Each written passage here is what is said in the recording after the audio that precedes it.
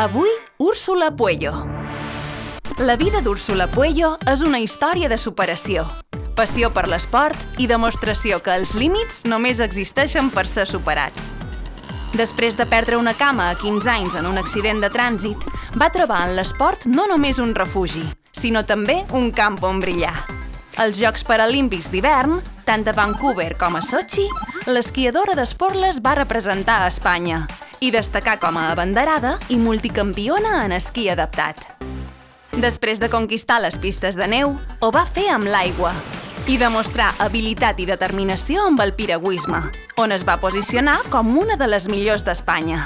Ara, Úrsula s'ha llançat a una nova aventura, el surf adaptat, on ja ha aconseguit el més alt del podi en un campionat d'Espanya.